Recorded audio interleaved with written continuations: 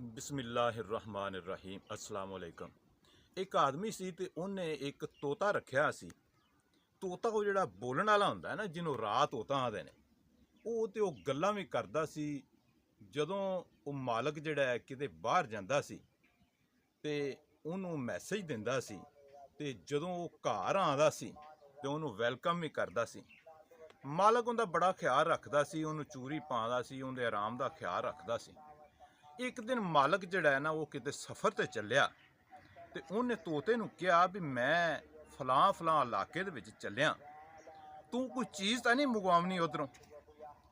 ਤੋਤਾ ਕਹਿੰਦਾ ਵੀ ਜਿਹੜੇ ਇਲਾਕੇ ਦੇ ਵਿੱਚ ਤੁਸੀਂ ਜਾ ਰਹੇ ਜੇ, ਫਲਾਂ ਫਲਾਂ ਸਾਈਡ ਤੇ ਜਾਇਆ ਜੇ, ਤੇ ਉੱਥੇ ਕੋ ਮੇਰੀ ਨਸਲ ਦੇ ਤੋਤੇ ਜਿਹੜੇ ਨੇ ਰਹਿੰਦੇ ਨੇ, ਮੇਰਾ ਗੁਰੂ ਵੀ ਉੱਥੇ ਹੀ ਰਹਿੰਦਾ ਹੈ।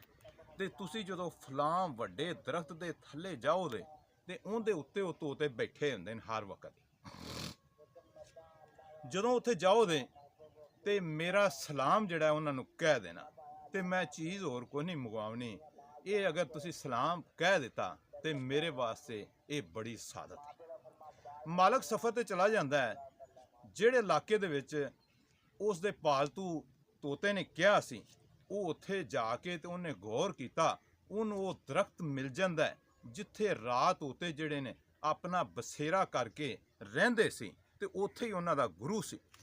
ਉੱਥੇ ਜਾ ਕੇ ਤੇ ਦਰਖਤ ਦੇ ਨੀਚੇ ਖੜਾ ਹੋ ਕੇ ਤੇ ਉਹਨੇ ਜਦੋਂ ਤੋਤਿਆਂ ਨੂੰ ਵੇਖਿਆ ਤੇ ਸਾਰੇ ਤੋਤੇ ਵੀ ਉਹਦੇ ਬੰਨੇ ਮਤਵੱਜੋ ਸੀ ਵੀ ਇਹ ਜਿਹੜਾ ਆਦਮੀ ਆਇਆ ਹੈ, ਕਿਤੇ ਇਹ ਸ਼ਿਕਾਰੀ ਤਾਂ ਨਹੀਂ ਦਾ, ਕਿਤੇ ਸਾਨੂੰ ਫੜਨ ਵਾਸਤੇ ਤਾਂ ਨਹੀਂ ਆ ਗਿਆ। ਜਦੋਂ ਉਹ ਤੋਤੇ ਉਹਦੀ ਤਰਫ ਮਤਵੱਜੋ ਹੋਏ ਤੇ ਉਹ ਜਿਹੜਾ ਆਦਮੀ ਸੀ, ਉਹਨੇ ਉਹ ਮੈਸੇਜ ਜਿਹੜਾ ਆਪਣੇ ਪਾਲਤੂ ਤੋਤੇ ਵਾਲਾ ਸੀ ਉਹਨਾਂ ਨੂੰ ਦਿੱਤਾ। ਉਹਨੂੰ ਕਿਹਾ ਵੀ ਇੱਕ ਤੁਹਾਡੀ ਨਸਲ ਦਾ ਤੋਤਾ, ਤੁਹਾਡਾ ਹੀ ਭਾਈ, ਮੇਰੇ ਕੋਲ ਪਿੰਜਰੇ ਦੇ ਵਿੱਚ ਰਹਿੰਦਾ ਹੈ ਤੇ ਉਹਦਾ ਮੈਂ ਬੜਾ ਖਿਆਲ ਰੱਖਣਾ। ਜਦੋਂ ਮੈਂ ਆਉਣ ਲੱਗਾ ਸਾਂ ਤੇ ਤੁਹਾਨੂੰ ਉਹ ਸਲਾਮ ਕਹਿੰਦਾ ਸੀ। ਜਦੋਂ ਉਹਨਾਂ ਇਹ ਗੱਲ ਸੁਣੀ ਤੇ ਜਿਹੜਾ ਉਹ ਤੋਤਿਆਂ ਦਾ ਗੁਰੂ ਸੀ, ਉਹ ਫਿਲ ਫੌਰ ਜ਼ਮੀਨ ਤੇ ਗਿਰ ਜਾਂਦਾ ਹੈ ਤੇ ਮਰ ਜਾਂਦਾ ਹੈ। ਉਹਨੂੰ ਵੇਖ ਕੇ ਜਿਹੜੇ ਦੂਸਰੇ ਤੋਤੇ ਸੀ, ਉਹ ਵੀ ਆਨਨ ਫਾਨਨ, ਇੱਕ ਤੋਂ ਬਾਅਦ ਦੂਸਰਾ, ਦੂਸਰੇ ਤੋਂ ਬਾਅਦ ਤੀਸਰਾ, ਤੀਸਰੇ ਤੋਂ ਬਾਅਦ ਚੌਥਾ, ਇੱਕ ਇੱਕ ਕਰਕੇ ਸਾਰੇ ਜ਼ਮੀਨ ਤੇ ਡਿੱਗ ਪਏ ਤੇ ਫੌਤ ਹੋ ਗਏ। ਹੁਣ ਉਹ ਬੰਦਾ ਜਿਹੜਾ ਹੈ ਬੜਾ ਪਰੇਸ਼ਾਨ, ਉਹਨੇ ਕਿਹਾ ਵੀ ਮੈਂ ਐਸਾ ਮੈਸੇਜ ਕਿਹੜਾ ਦੇ ਦਿੱਤਾ ਹੈ ਜਿੰਦੀ ਵਜ੍ਹਾ ਨਾਲ ਇਹ ਸਾਰੇ ਤੋਤੇ ਜਿਹੜੇ ਨੇ ਇਹ ਉਹ ਮੈਸੇਜ ਸੁਣਦਿਆਂ ਨਾਲ ਜ਼ਮੀਨ ਤੇ ਗਿਰ ਗਏ।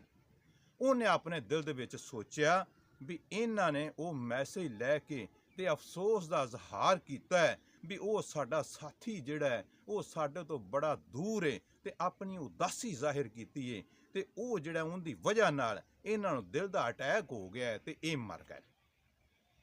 ਹੁਣ ਉਹ ਆਦਮੀ ਜਿਹੜਾ ਹੈ ਆਪਣਾ ਕੰਮਕਾਰ ਕਰਕੇ ਤੇ ਵਾਪਸੀ ਦਾ ਰਾਹ ਲੈਂਦਾ ਹੈ, ਤੇ ਜਦੋਂ ਘਰ ਆਇਆ ਤੇ ਆਪਣੇ ਤੋਤੇ ਨੂੰ ਦੱਸਿਆ ਵੀ ਤੇਰਾ ਉਹ ਮੈਸੇਜ ਜਿਹੜਾ ਸੀ ਮੈਂ ਤੇਰੇ ਗੁਰੂ ਨੂੰ ਵੀ ਤੇ ਆ ਜਿਹੜੇ ਬਾਕੀ ਤੇਰੀ ਨਸਲ ਦੇ ਜਿੰਨੇ ਤੋਤੇ ਸੀ ਉਹਨਾਂ ਨੂੰ ਦੇ ਦਿੱਤਾ। ਲੇਕਿਨ ਅਫਸੋਸਨਾਕ ਇੱਕ ਖਬਰ ਜਿਹੜੀ ਮੈਂ ਤੈਨੂੰ ਸੁਣਾਉਣ ਲੱਗਾ ਉਹ ਇਹ ਆ ਵੀ ਜਦੋਂ ਉਹਨਾਂ ਨੂੰ ਮੈਂ ਮੈਸੇਜ ਦਿੱਤਾ ਤੇ ਉਹ ਸਾਰੇ ਆਨਨ ਫਾਨਨ ਫੌਤ ਹੋ ਗਏ, ਜ਼ਮੀਨ ਤੇ ਡਿੱਗ ਪਏ, ਦਰਖਤ ਦੇ ਉੱਤੇ ਇੱਕ ਵੀ ਤੋਤਾ ਨਾ ਰਹਿ ਗਿਆ। ਜਦੋਂ ਉਹ ਪਾਲਤੂ ਤੋਤੇ ਨੇ ਇਹ ਗੱਲ ਸੁਣੀ ਤੇ ਉਹ ਵੀ ਯਕਦਮ ਉਹਨੂੰ ਵੀ ਦਿਲ ਦਾ ਅਟੈਕ ਹੋਇਆ ਤੇ ਉਹ ਵੀ ਮਰ ਗਿਆ। ਹੁਣ ਮਾਲਕ ਜਿਹੜਾ ਉਹਨੂੰ ਹਿਲਾ ਕੇ ਵੇਖਦਾ ਵੀ ਇਹ ਤਾਂ ਫੌਤ ਹੋ ਗਿਆ।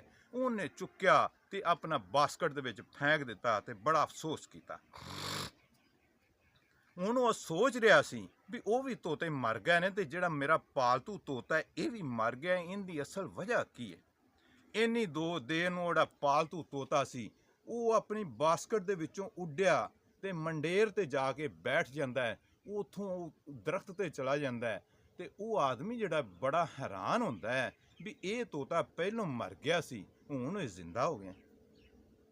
ਉਹਨੇ ਉਸ ਤੋਤੇ ਨੂੰ ਪੁੱਛਿਆ ਵੀ ਤੂੰ ਤਾਂ ਮਰ ਗਿਆ ਸੈਂ, ਫੌਤ ਹੋ ਗਿਆ ਸੈਂ, ਆਨਨ ਫਾਨਨ ਤੂੰ ਜ਼ਿੰਦਾ ਕਿਵੇਂ ਹੋ ਗਿਆ ਤੇ ਹੁਣ ਤੂੰ ਉੱਥੇ ਦਰਖਤ ਤੇ ਬੈਠਾ ਹੈ ਤੇ ਹੁਣ ਤੂੰ ਪਿੰਜਰੇ ਦੇ ਵਿੱਚ ਨਹੀਂ ਆਉਣਾ।